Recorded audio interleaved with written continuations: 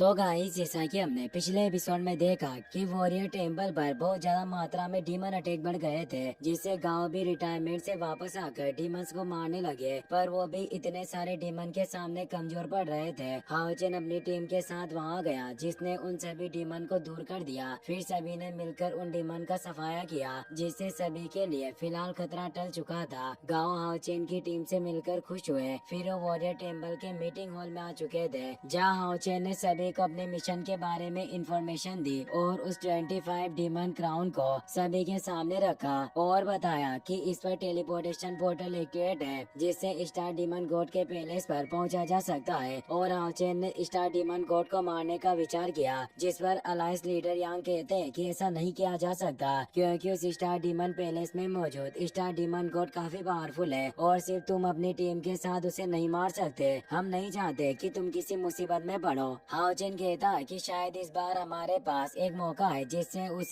Star demon God को मारा जा सकता है, क्योंकि जब मैं उस टेलीपोर्टेशन मार्ग का इस्तेमाल करके उस स्टार डीमन पैलेस में पहुंचा, तो मैंने वहां के डीमन से सुना कि स्टार डीमन गॉड गंभीर रूप से घायल है। ये सुनकर रेन वुकुआंग काफी खुश होते हुए कहते हैं कि अगर वो गंभीर रूप से घायल है तो ये बहुत ही अच्छा मौका है। अगर हम स्टार डीमन पिलर को नष्ट कर सके तो ये होली वॉर खत्म हो जाएगा और डीमन हार मान लेंगे। अलायंस लीडर कहते हैं कि ये बात सुनने में बहुत आसान लग रही है, पर ये बात काफी बड़ी है। वो star demon God 10 top God में से एक है, इसीलिए इस बारे में अभी भी ध्यान से विचार करने की जरूरत है, वरना हाओचेन की पूरी टीम मुसीबत में पड़ जाएगी। वॉरियर टेम्पल लीडर कहते हैं कि अगर अभी जो युद्ध के हालात है वो ऐसे ही जारी रहे तो मुझे नहीं लगता कि हम बच पाएंगे। हाओचेन को कुछ पता नहीं होता। वो पूछता है कि आखिर बैटलफील्ड में चल क्या रहा है जो मिस्टर क्यू आप इतने चिंतित हो। पैलेस टेम्पल लीडर क्यू काफी परेशान थे। वो हाओचेन को बताना नहीं चाहते कि आखिर डीमंस ने अपने अटैक को इतना बड़ा क्यों दिया,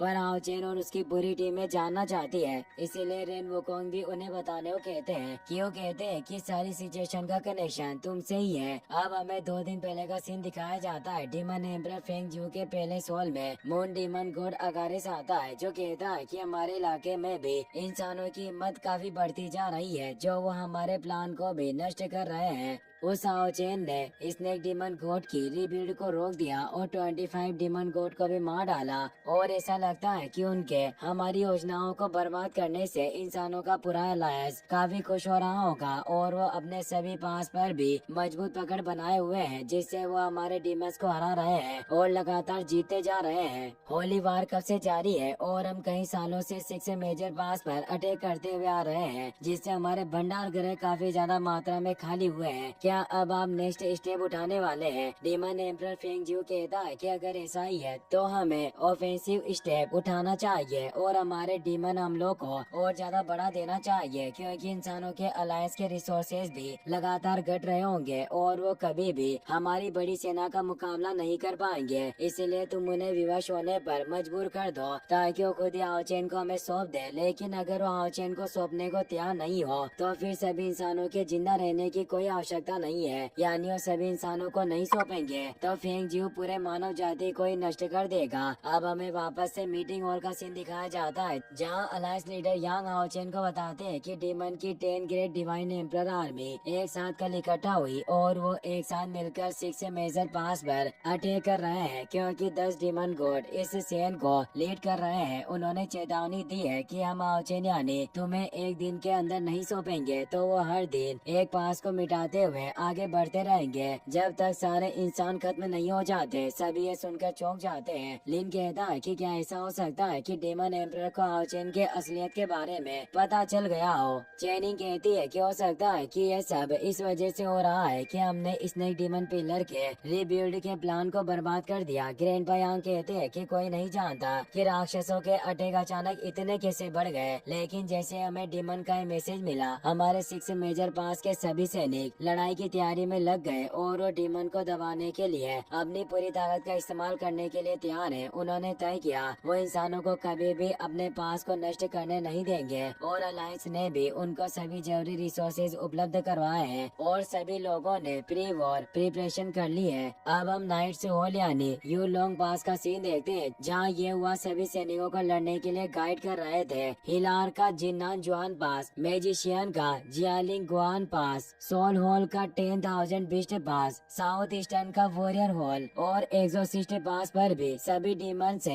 लड़ने के लिए पूरी तैयारी में थे और बाहरी दीवारों पर अपनी पकड़ को मजबूत कर रहे थे। पर अब डीमन तेजी से आगे बढ़ने लगे। शेन इनके डैड लिंग शेन सभी सोल्जर से कहते हैं कि एक्सोसिस्ट पास के बचाव की हम कसम खाते हैं, चाहे कुछ भी हो हम इसे प्रोटेक्ट करेंगे। और वो डीमन पर अटैक करने लगते हैं। वे डीमन तेजी से उस तरफ बढ़ रहे थे। वो कहते हैं कि अगर हमने इन्हें खत्म कर दिया और इस पास का सफाया हो गया तो डीमन गॉड फेंग जियो हमें निश्चित रूप से बहुत अच्छा पुरस्कार देंगे। और वो तेजी से डीमन का सामना करने लगते हैं। ग्रैंडपा यांग हाओ चेन को बताते हैं कि हमारे सभी वॉरियर दिन रात डीमन का मुकाबला कर रहे हैं और लगातार बैटलफील्ड में सबसे माहिर सोल्जर को उतारा जा रहा है, जिससे डीमन और इंसान दोनों पक्षों को भारी नुकसान हो रहा है। लेकिन हमने जो उम्मीद नहीं की थी वो भी हो रहा है। डीमन गॉड भी अब इन युद्ध में शामिल हो रहे थे, जिससे वो हम इंसानों के सोल्जर को तेजी से मार रहे हैं। एक्सोसिस्ट पास 9th पिलर का डीमन गॉड बाई मेंग दिखाई दिया,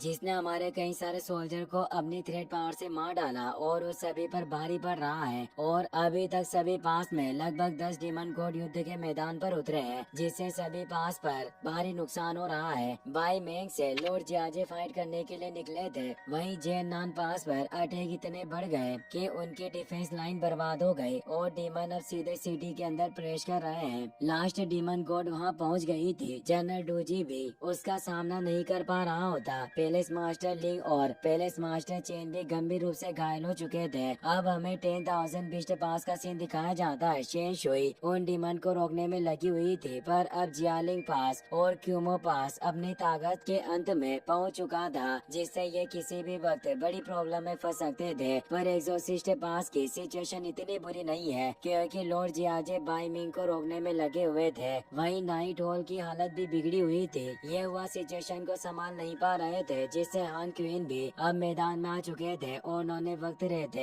ये हुआ की जान बचाई। पर अब वहाँ भी डीमन गॉड दिखाई दे रहा है। और अब मिस्टर क्यू हाउचेन को बताते हैं कि अगर मैं अपने इस वॉरियर हॉल की बात करूं तो कल के हालात यहाँ के भी काफी बुरे थे, क्योंकि मैंने रेन वुकोंग के साथ डीमन गॉड के खिलाफ एक बहुत बड़ी लड़ाई लड़ी, जिससे हम दोनों गंभीर रूप से घायल हो गए और कुछ वक्त तक युद्ध के मैदान में नहीं जा सकते। डीमन एम्परर के लगातार हमलों की वजह से हम अपनी बहुत अधिक जनशक्ति को खर्च कर चुके हैं। और अगर हाउचेन तुम आज यहाँ नहीं आए होते और तुमने मदद नहीं की होती तो अभी हमारे पास के हालात और ज्यादा बुरे हो सकते थे और शायद हमारे वॉरियर हॉल द्वारा प्रोटेक्टेड सिटी नष्ट हो सकती थी। वांग युआन को काफी गुस्सा आता है, बाकी सभी भी काफी परेशान होते हैं। लिन कहता है कि मैंने कभी उम्मीद नहीं की थी कि 2 दिनों में इतना सब कुछ हो सकता है। जियांग भी बोलता है कि मुझे इन डिमंस से सख्त नफरत है। ग्रैंडपा यांग कहते हैं कि सबसे बुरी सिचुएशन तो अभी तक आई नहीं है। हमें जासूसों से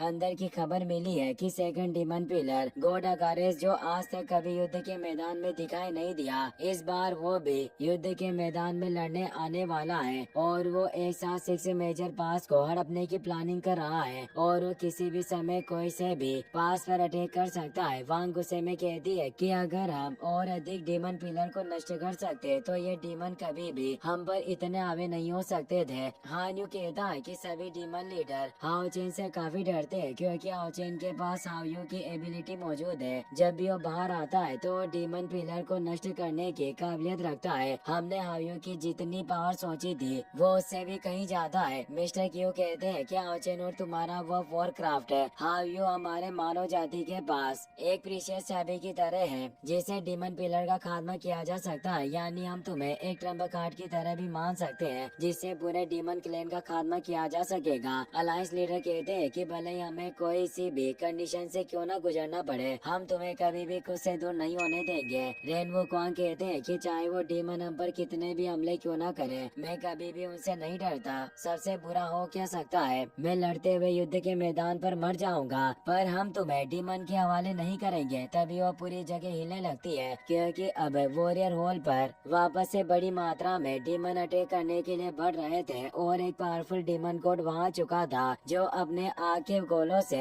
उन पर अटैक कर रहा होता है, जिससे सभी सोल्जर उसका सामना नहीं कर पा रहे थे। वो डीमन कोड कहता है कि नीच कीड़ो मकोड़ो, तुमने काफी जिंदगी जी है, अब तुम्हारा अंत आ चुका है। सभी वॉरियर परेशान होते हैं कि इतनी जल्दी दूसरा डीमन कोड यहाँ क्यों आ गया और वो भागने की कोशिश करते हैं, पर वो डीमन गॉड उन्हें मार डालता है और कहता है कि आज मैं निश्चित रूप से इस साउथ ईस्टर्न वॉरियर हॉल को अपने कब्जे में ले लूंगा। मीटिंग हॉल में भी उसके इस अटैक से पत्थर गिर रहे थे। रेन वुकोंग कहते हैं कि आखिर ये 16वें पिलर का स्लॉटर डीमन यहाँ अचानक क्यों आ गया। हाओ चेन कहता है कि आप दोनों ने अभी तक काफी कुछ किया है, पर अब बारी हमारी है, हम इस डीमन गॉड को संभाल लेंगे। हाओ चेन कहता है कि मेरे पास एक और आइडिया है जिससे इन डीमन गॉड को खत्म किया जा सकता है। वो सभी लड़ने के लिए बाहर जाने वाले थे। स्लॉटर डीमन गॉड अपनी आर्मी से सभी सोल्जर का खात्मा करता जा रहा था। इसी के साथ ये एपिसोड यहीं पर खत्म हो जाता है।